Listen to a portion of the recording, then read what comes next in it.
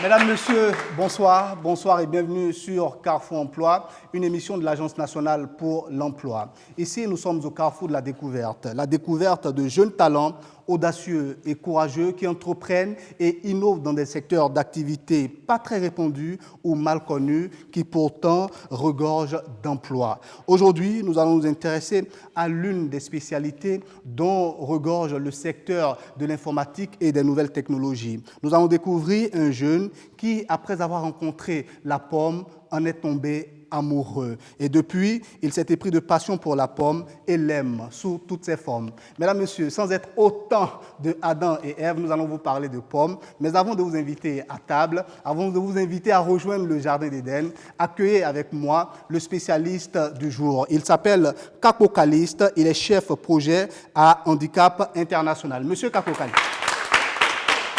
Monsieur Kako, merci d'être avec nous. Installez-vous.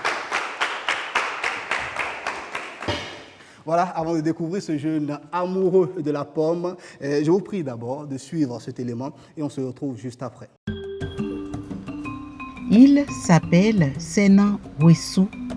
Quelque part à Cotonou, dans les encablures du stade général Mathieu Kérékou, il a pris depuis quelques années ses quartiers dans un univers particulier où tout porte le signe de la pomme.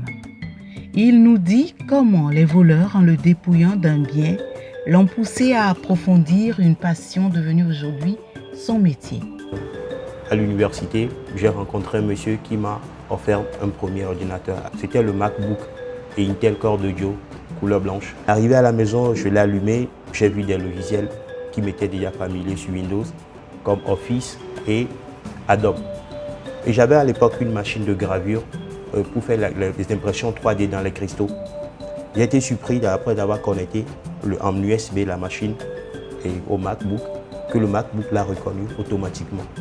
Et là, j'avais plus grand chose à faire et ça avait commencé par travailler. Donc je suis revenu 2 semaines plus tard, ayant compris comment ça fonctionnait pour lui expliquer. Il m'a dit de repartir avec. Et plus tard, il m'avait dit que c'était un don. Il ne voulait pas tout de suite me dire que c'était un don. Malheureusement, le 16 mai 2007, cet ordinateur m'a été volé. J'étais devenu tellement habitué à cet ordinateur et du coup, je voulais avoir la même chose.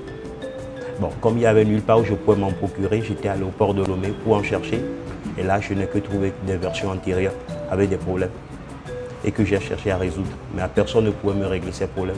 Et j'ai fait des recherches sur Internet et j'ai pu régler ces problèmes. Mais n'étant pas aussi d'actualité, ces ordinateurs, je ne pouvais pas les exploiter avec mes logiciels. Les ordinateurs Apple, personne ne s'intéressait à ça. D'abord, ils ne connaissaient pas, très peu connaissaient. Et ceux qui connaissent Apple, ils ne savaient pas dépanner. Alors je me suis dit, si moi je pouvais réparer ces ordinateurs, et ceux qui l'ont, ils ne peuvent que me faire recours. Et c'est là tout ce que je pouvais trouver et qui était plus ou moins récent, quoique défectueux, j'achetais ces ordinateurs-là. Et je revenais passer des nuits blanches dessus. Une chose est d'abord de trouver la panne et maintenant de réparer l'ordinateur. Et c'est ce à quoi je me suis attelé pendant des années. C'est donc fouinant dans le ventre des appareils pour trouver coûte que coûte des solutions de dépannage à ceux qui le sollicitent que Senan Wessou a pris sur le tas à donner une seconde vie aux ordinateurs Apple. Des ordinateurs qui, des jours, voire des mois plus tôt, avaient déjà rendu l'âme. À cause des nécessités de mon travail, je fus l'un des tout premiers Béninois à utiliser le Macintosh. Et en ce temps-là, il y avait un seul homme sur tout le territoire national qui nous aidait à régler des problèmes quand nos machines connaissaient quelques soucis. Il s'appelait Mathieu Sossou. Puis un jour, Mathieu Sossou rendit l'âme, paix à son âme. Sa disparition sema en moi un grand désarroi. Parce que je me suis dit, mais désormais, quand j'aurai des soucis avec ma machine, qui va me la réparer? C'est dans cette angoisse que fortuitement un jour, quelques jours après l'enterrement de Mathieu Sossou, j'ai rencontré dans la circulation un jeune homme qui trimbalait sur ses genoux une unité centrale Macintosh. Je l'ai poursuivi sur une bonne distance, je l'ai rattrapé, je lui ai dit, mais mon cher ami, qu'est-ce que vous avez à faire avec une unité centrale Mac? Il m'a dit non, qu'il est maintenant chez lui-même. J'ai dit, waouh, c'est pas. Moi, je suis retourné le voir parce que j'avais un souci avec ma machine. Il me l'a réglé. Je suis reparti d'autres fois encore. Et puis, il m'a toujours chaque fois réglé mes problèmes. La marche du persévérant en sorte, l'avancée de l'homme qui utilise toutes les opportunités que lui donnent l'informatique et l'Internet pour progresser, pour atteindre les objectifs. Généralement, en fait, je regarde sur Internet et sur Internet, quand l'ordinateur en deuxième main est vendu à un certain montant, je proposais à ceux qui utilisaient déjà les Mac à un prix vraiment bas, puisque je l'ai eu également à ces prix-là. Et avec un peu d'économie, j'achète un ordinateur maintenant neuf, je fais d'économie, j'achète un ordinateur récent, tout neuf en carton. Et c'est comme ça que j'ai accumulé ces ordinateurs-là, des neufs, ainsi de suite, jusqu'au jour où j'ai eu la quantité suffisante et les moyens pour louer une boutique. Et je suis arrivé à louer cette boutique et je l'ai équipée des machines neuves au départ. Et quand j'ai eu plus de moyens, j'ai dû payer une formation avec Apple. Ma certification, je devais la passer je devais partir pour les États-Unis le 21 octobre 2014. Malheureusement, le 11 octobre, 10 jours avant, j'étais allé dépanner une imprimerie à là-bas. Et je revenais quand j'avais fait un accident. Et qui a fait que pendant des années, je n'ai plus voyagé, je suis resté là. Mais une fois que je me suis fait opérer et quand je suis retourné au Nigeria, mes fournisseurs, et ils étaient tellement contents de ce que j'ai fait, de ce que je sois aujourd'hui debout. Et ils ont trouvé qu'il fallait m'encourager. Et aujourd'hui, ils me donnent toutes les machines, tout ce que je demande sans retenue, qu'ils me donnent. Quand je finis de vendre, je vends, je leur envoie de l'argent progressivement au fur et à mesure que je vends. Aujourd'hui, par mois, on peut espérer vendre plus de 2 ordinateurs et plus d'une tablette et beaucoup plus d'iPhone. Moi, ça fait un petit bout de temps que je connais Sénan. Je viens souvent le voir pour mes petits problèmes de téléphone. J'ai toujours utilisé les iPhones. Cette fois-ci, je suis là avec mon iPhone X pour qu'il puisse me régler un petit problème par rapport à mon écran. Voilà, quoi. C'est pourquoi je suis là ce matin. Et lorsqu'en dépit de tout, en dépit des moyens qui font défaut, en dépit d'un accident qui aurait pu lui handicaper pour toujours la vie, l'homme se maintient debout. C'est toute une philosophie de vie qui se forge en lui, une recette de réussite qu'il partage ici avec tous les jeunes en instance d'entreprendre. Pour se lancer dans une entreprise, il faut le faire dans un sens innovateur. Et quand vous innovez, c'est très difficile au départ que quiconque croit en vous. Mais si vous croyez en vous, n'abandonnez pas. Il y aura des épreuves de toutes sortes. Vous-même, vos propres défauts vont jouer contre vous. Les gens vont aller contre vous, mais persévérez. Mais un jour, vous allez réussir, vous deviendrez meilleur. Votre entreprise va réussir, va devenir meilleure. Voilà, il s'appelle Sena Wessou, il est technicien spécialiste de la maintenance des ordinateurs et autres appareils de marque Apple. Il est déjà dans nos locaux. Je vous prie de l'accueillir. Sena Wessou, venez s'il vous plaît. Merci d'être avec nous. Je vous prie de vous installer.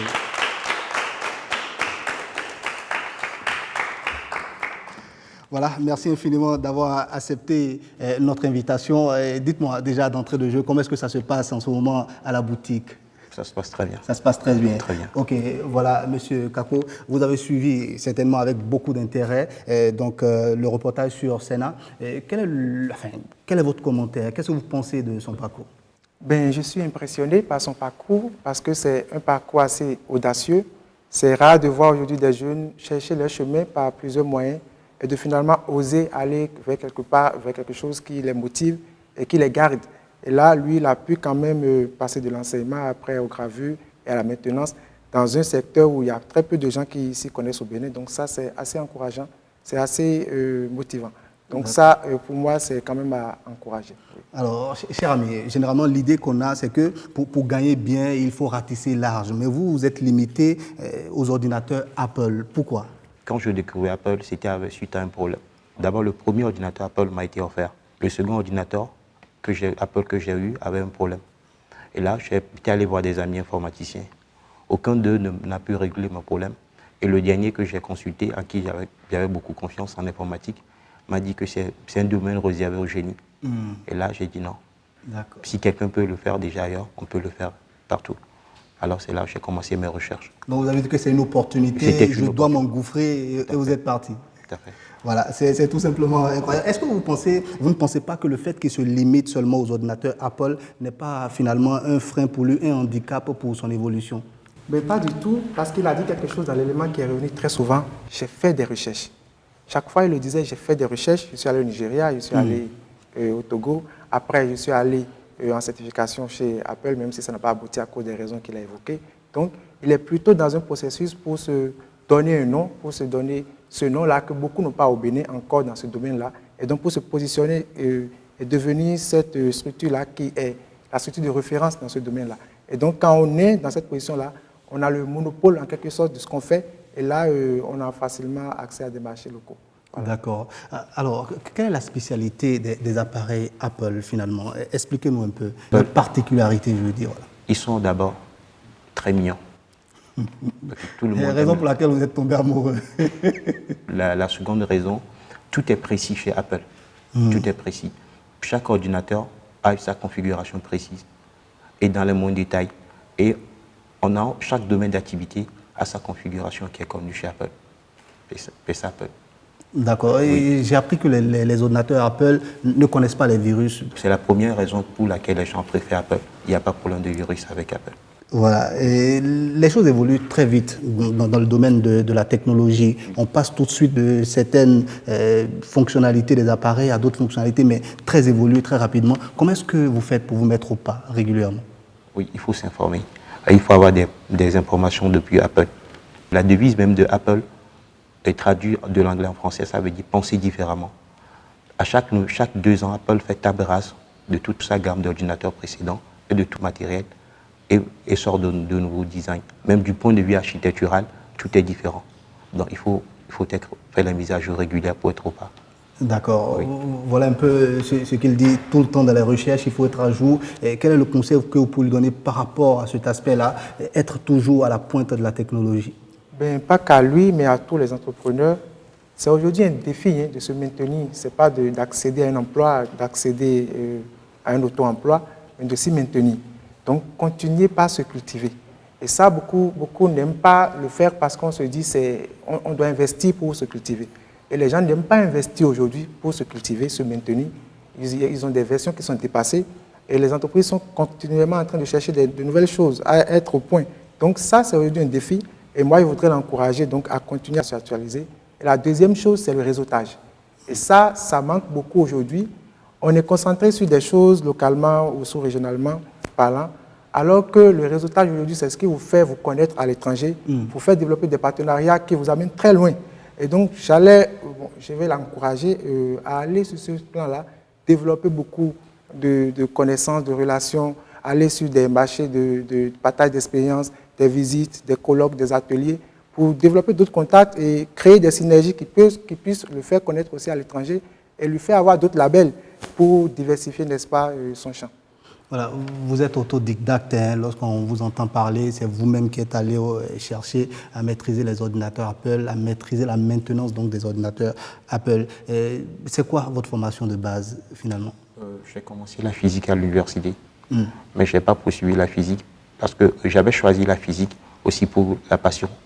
Mon rêve était de devenir astrophysicien, mais très tôt j'ai compris qu'à l'université, ce sera difficile de devenir plus tard astrophysicien. Et étant donné que votre but était trop élevé par rapport à ce qu'on vous apprenait à l'université, vous avez abandonné? Pas vraiment par rapport à ce qu'on m'apprenait à l'université, par rapport à mes moyens, aux moyens de mes parents. D'accord. Comment est-ce qu'on fait pour se relever, pour se mettre debout après un accident de la circulation qui a été plutôt handicapant? Quel que soit l'handicap, il faut vous accepter et vous aimer. Et surtout avoir confiance en vous. Ne voyez pas les moyens que vous n'avez pas, mais voyez plutôt ce que vous avez et ce que vous pouvez faire avec. Avec ça, vous pouvez toujours aller, vous pouvez toujours progresser. Pour vous, ça n'a pas été une fin en soi, ça a été même le moyen de prendre un nouveau départ. Oui, moralement, ça vous abat dans un premier temps, mais quand vous l'acceptez, ça va. Voilà, vous qui êtes chef de projet Handicap International, une ONG qui s'occupe donc de tout ce qui a rapport avec les handicapés. Qu'est-ce que vous pouvez dire par rapport à cet aspect-là du parcours de Sena Ouessou? Ben, cet aspect doit beaucoup inspirer les jeunes handicapés qui nous suivent parce que voilà quelqu'un qui a surpassé son handicap, même si aujourd'hui, techniquement et physiquement parlant, il n'a pas d'incapacité, en tout cas, qui ne l'empêche de faire tout ce qu'il fait là. Et pour qu'il puisse se dire, il faut que je développe en moi ce que j'ai. C'est vrai, j'ai des incapacités, mais elles ne sont pas totales sur toute ma personne. Des incapacités peut-être visuelles ou auditives ou motrices et tout ça. Mais à part cette incapacité-là, il y a tout le reste qui est là, qui ne demande qu'à être exploité, à être découvert par le grand public. Donc d'aller au-delà du handicap et de voir derrière eux, devant eux, à gauche, à droite, ce qui est là et ce qui peut les amener loin. Quels sont vos espoirs aujourd'hui par rapport à votre entreprise?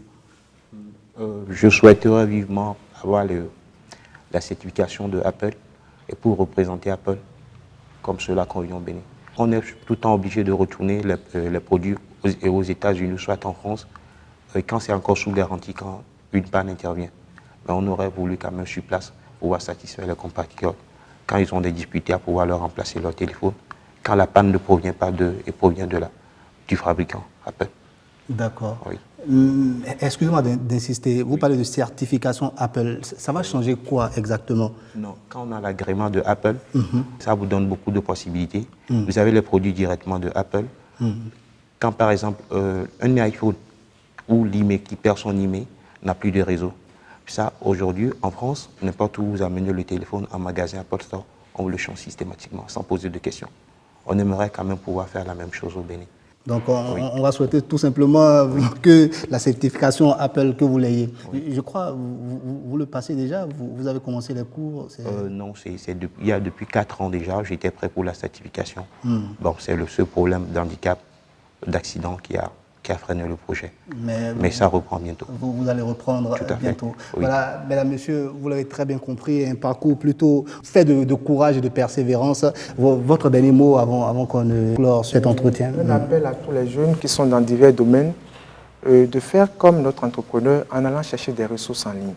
Aujourd'hui, toutes les ressources sont disponibles en ligne pour s'auto-former. Continuez pas à vous former, il y a beaucoup de moyens pour se former en ligne et continuez pas à chercher votre voie et à aller dans ce que vous croyez et ça va vous porter loin si vous avez l'engagement et la motivation nécessaires. Voilà, donc Internet, il faut s'en procurer, ce n'est plus un luxe, c'est un outil de travail, il faut se former, tout se trouve donc sur Internet. Votre conseil à d'autres jeunes qui aimeraient embrasser donc, le domaine de l'informatique et de la technologie, qu'est-ce que vous leur dites à tous ces jeunes-là qui rêvent? Franchement, tout est sur Internet. Donc, il faut apprendre à utiliser l'Internet. Toutes les informations sont sur l'Internet, dans tous les domaines. Et il ne faut pas creuser l'Internet pour savoir comment prendre l'argent d'autrui, mais il faut poser l'Internet. Non, il faut bien dire les choses pour ne pas devenir cybercriminel. Il faut le dire, voilà. Tout à fait. Même sur le Internet, j'ai eu des cours que je devais payer très cher. Oui, mais je les ai eus gratuitement. Il y a tout sur Internet. Il faut apprendre à se servir de l'Internet. Voilà, merci en tout cas à tous les deux. C'est la fin de la première partie de Carrefour Emploi de ce jour. On se retrouve juste après le jingle avec un expert de l'ANPE.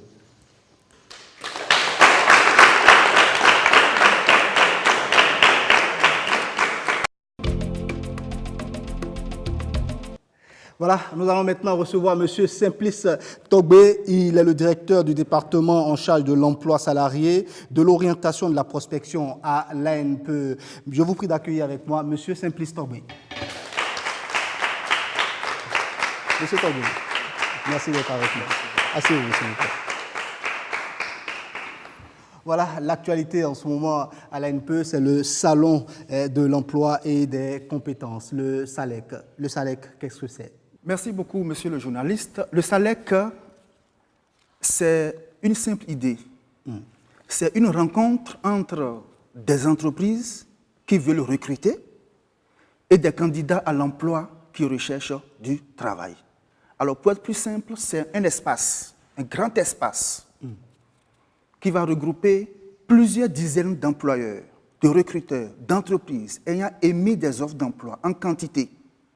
Parce que les entreprises se plaignent. Nous recherchons des profils, on n'en a pas. Les jeunes, où est-ce qu'ils sont? Où est-ce qu'ils sont? Où est-ce qu'ils sont? Donc, des entreprises ont émis des offres pour venir rencontrer des jeunes qui, en même temps aussi, se plaignent pour dire il n'y a pas d'emploi, il n'y a pas d'emploi, il n'y a pas d'emploi. Alors, voilà un espace où ces deux vont se rencontrer pour d'abord une première prise de contact qui va déboucher sur des recrutements. C'est ça le salon de l'emploi et des compétences. Donc, je rappelle que le SALEC est organisé dans le cadre donc, de la quinzaine de l'emploi, c'est ça? Tout à fait. Qui a lieu où exactement en ce moment? La quinzaine, c'est un événement national qui a lieu du 2 au 13 décembre 2019. Mais spécifiquement, le salon qui en est une activité aura lieu le 12 décembre à Canal Olympia, juste à côté du CEG Saint-Hérita. Est-ce que, de manière concrète, sincèrement, dites-nous, est-ce que les jeunes qui vont aller découvrir le SALEC, vous croyez qu'ils seront véritablement recrutés? Dites-le moi. Monsieur le journaliste, il y a quelque chose que les gens ne maîtrisent pas, ne comprennent pas. Je viens de dire que les entreprises se plaignent. Des emplois, on en crée tous les jours, tous les jours, tous les jours. Parce que l'entreprise, lui, il a apporté le capital financier. Mais le capital financier, à lui seul, ne peut pas créer de la richesse. Il a besoin du facteur travail. Donc, des emplois, il y en a tous les jours. Sur le salon, c'est plusieurs centaines d'emplois. Au-delà de 400 emplois qui sont créés par plusieurs entreprises. Mais les jeunes aussi se plaignent. Ils disent, nous sommes compétents, mais les emplois sont où? C'est parce que certainement, ils ne sont pas informés. Alors, l'ANPE, dont le slogan est « Au service de l'emploi et des compétences », leur crée alors l'espace. Venez vous rencontrer.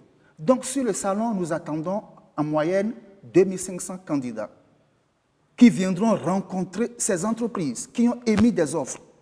Quelle belle aubaine, quelle belle occasion. Une véritable aubaine. Il y aura à peu près combien d'entreprises à peu près?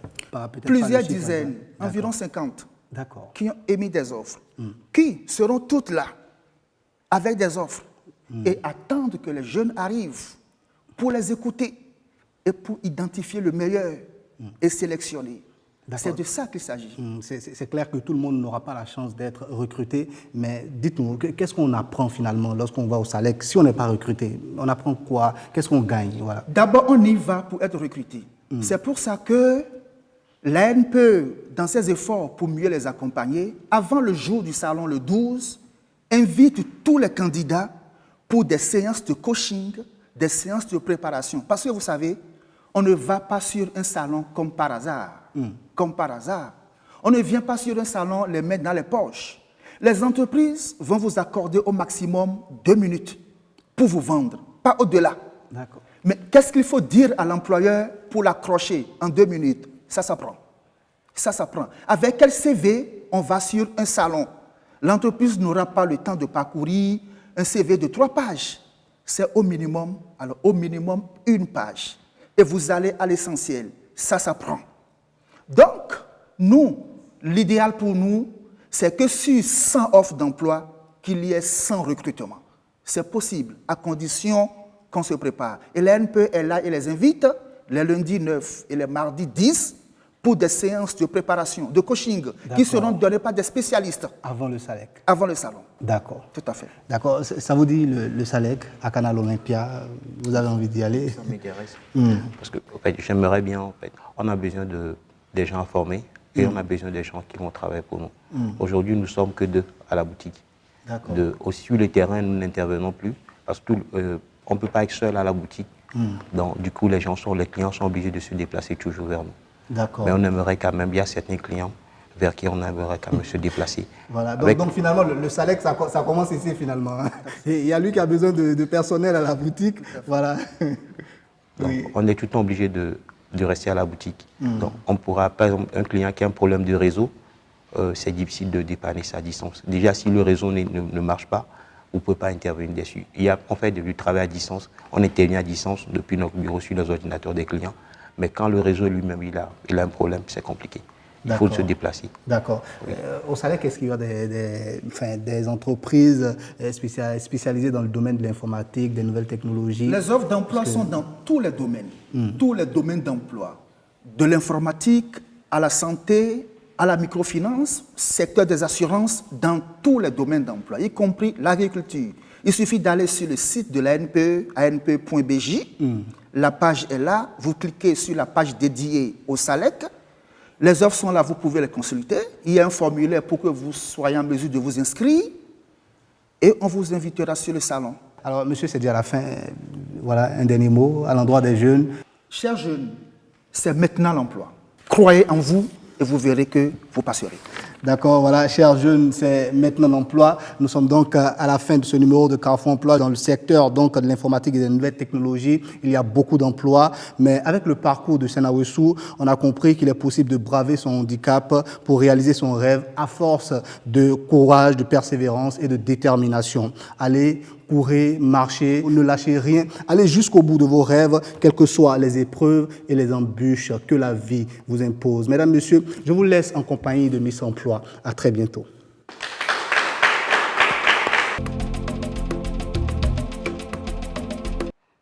Chers téléspectateurs inconditionnels de Carrefour Emploi, je vous dis bonsoir.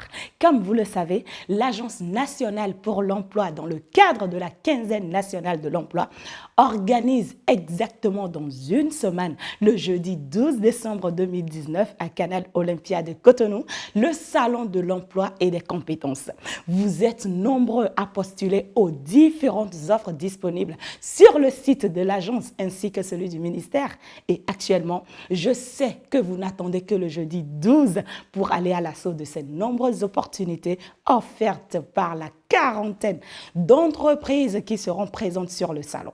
Alors, je vais vous livrer un secret. Savez-vous qu'on ne se présente pas sur un salon de ce genre les mains en poche ou comme si on rendait visite à un parent? Savez-vous qu'on se rend sur un salon de ce genre, non pas dans la posture d'un demandeur d'emploi, mais plutôt dans la posture de quelqu'un qui vient offrir une compétence? Retenez ceci, mes chers téléspectateurs. Pour aller sur un salon de l'emploi, on se prépare. Et voici le secret. Je vous file la mèche. Rendons-nous le lundi 9 et le mardi 10 décembre à l'antenne ANPE du Littoral, 6 à Gbedjromede au Carrefour, 16 ampoules. Une équipe de spécialistes vous y attend pour vous préparer afin de maximiser vos chances pour vous faire embaucher à coup sûr le jour du salon, c'est-à-dire le jeudi 12 décembre 2019. Comment peut-on convaincre un employeur juste en 2 minutes? Comment identifier vos soft skills et les mettre en avant sur un salon de recrutement afin d'impressionner un recruteur? Que reprochent souvent les cabinets de recrutement aux candidats que vous êtes? Autant de choses à connaître avant de se présenter sur un salon. Autant de choses que des spécialistes du domaine partageront avec vous. Lundi 9 décembre et mardi 10 décembre 2019, tous à l'antenne ANPE du Littoral pour ne pas être surpris et désabusés. Le jeudi 12 décembre, c'est à Canal Olympia. Très bonne chance, je vous souhaite.